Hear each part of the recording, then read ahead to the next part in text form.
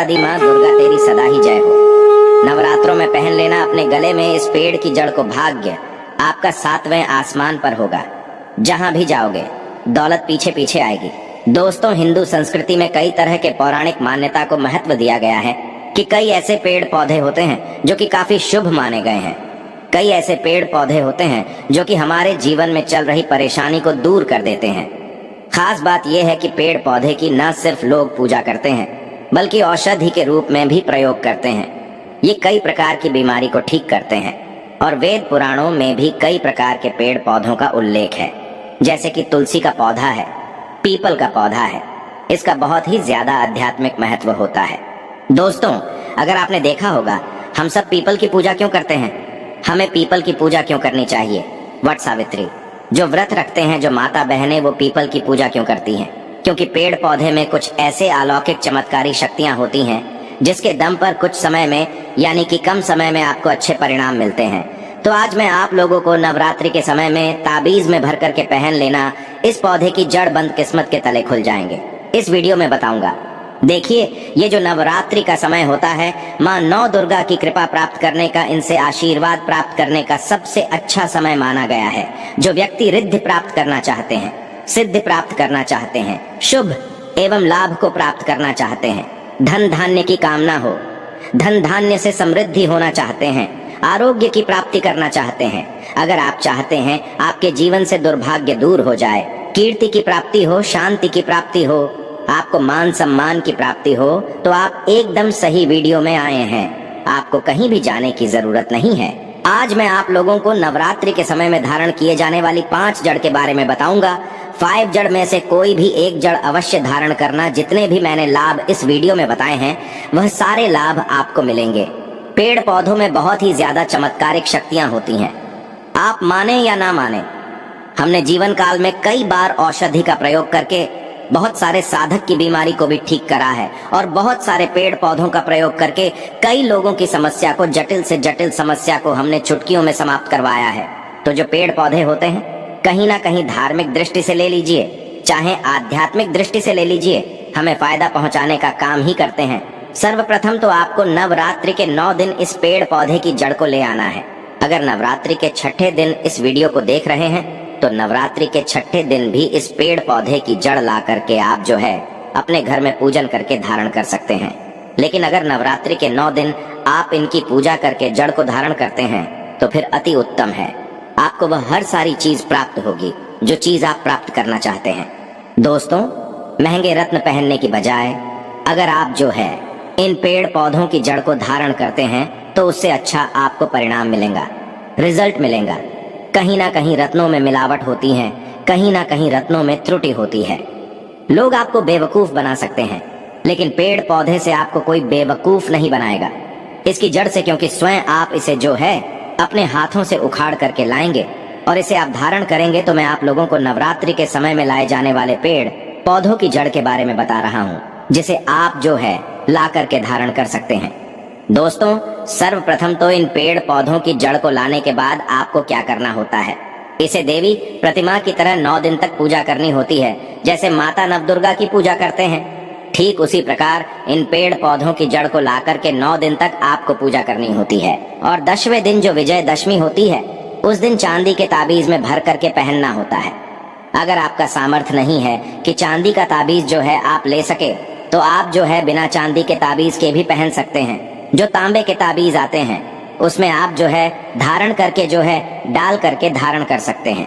तो आइए इस वीडियो में जानते हैं कि कौन सी चीज को हमें नवरात्रि के समय में कौन सी जड़ को ला करके धारण करना चाहिए, पहनना चाहिए। 5 जड़ के बारे में बता रहा हूँ। जानकारी बताने से पहले, वीडियो में आगे बढ़ने से पहले आप सभी दर्शकों से गुजारिश करना चाहूंगा, वीडियो में बताई गई जानकारी पसंद आएगी तो वीडियो को लाइक करें, चैनल को सब्सक्राइब जरूर कर लेना और हाँ दोस्तों, कमेंट बॉक्स में अपनी राशि भी डाल दीजिएगा। अगर हमारे पास कोई उपाय होगा तो वो आकर हम आपके कमेंट में रिप्लाई करके बता देंगे। दोस्तों, आइए जानते हैं। सर्वप्रथम तो आपको चमेली की जड़ लाना चाहिए। चमेली की जड़ के बेनिफिट बताना चाहूंगा, फायदे बताना चाहूंगा।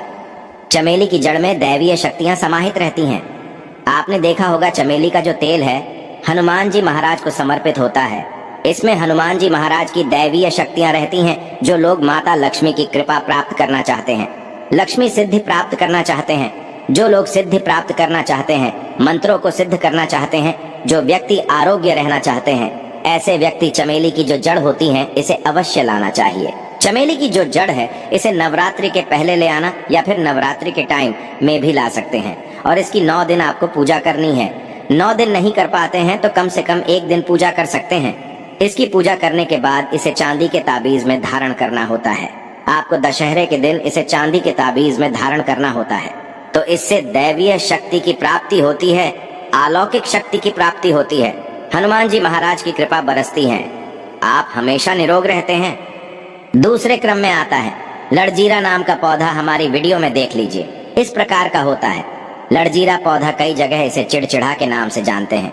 कई लोग इसे अपामार्ग बोलते हैं। अब इसे अपामार्ग क्यों बोलते हैं? क्योंकि इसके जो बीज होते हैं उल्टी तरफ होते हैं, ये सीधे नहीं रहते। आप में से अधिकतर जितने भी लोग हैं बीज देखे होंगे, फल के वो सीधे तरफ होते हैं, लेकिन ये उल्टे होते हैं, इसलिए इसे अपामार्ग कहते हैं। अर्थात ये दुनिया से उल्टा चलता है। अपामार्ग का संत महात्मा लोग सबसे ज्यादा प्रयोग करते हैं। दोस्तों, अपामार्ग जो होता है इसके बीज का खीर बना करके खाने से 30 दिनों तक बिल्कुल ही पेशाब पानी, यहाँ तक कि जो शौच क्रिया होती है वो बंद हो जाती है। तो साधना करने वाले जो संत महात्मा रहते हैं, हिमालय में अधिकतर हमने देखे हैं, ऐसे लोग अपामार्ग के बीज की खीर बना करके खाते हैं। लंबे समय फिर साधना करते हैं। इन्हें खाने के बाद भूख है, प्यास है या फिर एक प्रकार की शौच क्रिया नहीं सताती। तो इसे कब पहनना चाहिए, कैसे धारण करना चाहिए? तो नवरात्रि के समय में 10वीं तिथि में आपको इसे धारण करना होता है। इसके धारण करने के बाद ये शत्रु का नाश करता है। और एक खास बात, जो लोग जैसे वशीकरण प्राप्त करना चाहते हैं कि सभी लोग उन्हें देख करके सम्मोहित हो जाएं, उनके चेहरे से नजर ना हटाएं, उन्हीं की बात माने, तो ऐसे व्यक्ति जो चिड़चिड़ा है, अपामार्ग है, इसकी जड़ जरूर धारण करें।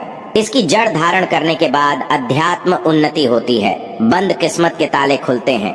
दोस्तों, आप जहां भी जाइए लोग आपको देख करके आकर्षित होंगे, आपके बसीभूत हो जाएंगे, तो ये अवश्य धारण करें। इसे पहनने के बाद जो नवग्रह की पीड़ा होती है, नवग्रह में से किसी भी प्रकार के जो ग्रह हैं आपको गलत परिणाम दे रहे हैं, गलत फल दे रहे हैं, तो गलत फल देना बंद कर देते हैं, स्थिर हो जाते हैं। दोस्तों, तीसरे क्रम में आते हैं बरगद की जटा। अब पिछले वाली वीडियो में बरगद की जटा के बारे में भी एक वीडियो बनाया हूँ। ये बंद किस्मत के ताले को खोलती है।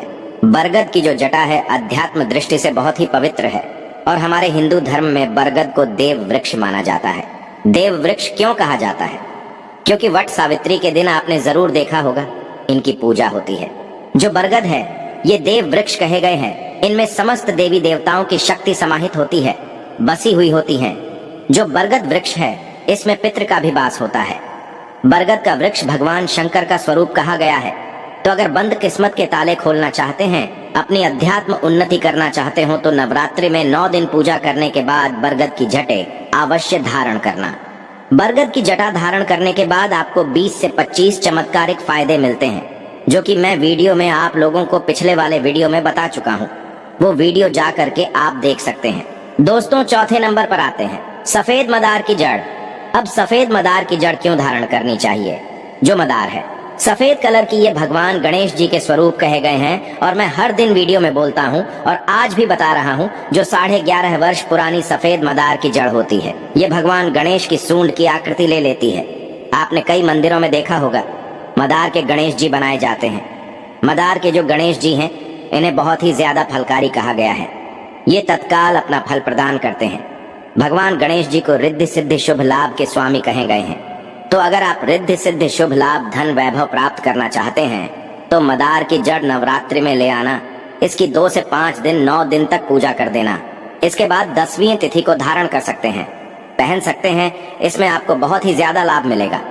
जो मदार है ये भगवान गणेश जी के स्वरूप कह गए हैं, और मदार धारण करने के बाद नवग्रह की जो पीड़ा होती है समाप्त हो जाती है। खासकर जो बुध ग्रह आपको गलत परिणाम दे रहे हैं, तो गलत परिणाम देना बंद कर देते हैं।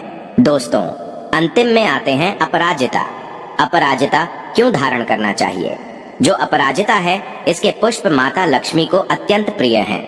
अपराजिता के पुष्प माता लक्ष्मी को बहुत ही ज्यादा प्रिय है, और अधिकतर लक्ष्मी पूजा में अगर आप माता लक्ष्मी को प्रसन्न करना चाहते हैं, चाहकर भी माता लक्ष्मी आपके द्वारा पे नहीं आ रही है, परेशान हो चुके हैं, जिसके कारण आपकी जो दैनिक स्थिति है खराब हो चुकी है, तो अपराजिता नाम का जो पौधा है इनकी जड़ धारण करें। इसे चांदी के ताबीज में धारण करने के बाद फिर लक्ष्मी की कृपा प्राप्त होनी शुरू हो जाती है। बंद किस्मत के ताले खुल जाते हैं। नौकरी चाहिए, नौकरी की प्राप्ति हो जाएगी। यानी कि बंद किस्मत के ताले को खोलने का काम करता है। आपकी अध्यात्म उन्नति करते हैं। मानो या ना मानो, धर्म अपनी जगह है, जड़ी बूटी की शक्तियां अपनी जगह, आप माने या ना माने वो अपनी जगह है जो लोग मानते हैं। देखिए, टोने टोटके की दुनिया में विश्वास होना जरूरी है। जो लोग मानते हैं उनके लिए भगवान है, जो लोग नहीं मानते तो पत्थर समझते हैं। यानी कि भगवान आपके सामने भी खड़े हो तो भी पत्थर तुल्य है। अगर आप भगवान को मानते हैं तो पत्थर भी आपके लिए भगवान जैसा पूजनीय हो जाता है। लोग तो भगवान श्री कृष्ण और भगवान राम को भी आज झुठलाते हैं। सब एक देव मनुष्य बोलते हैं।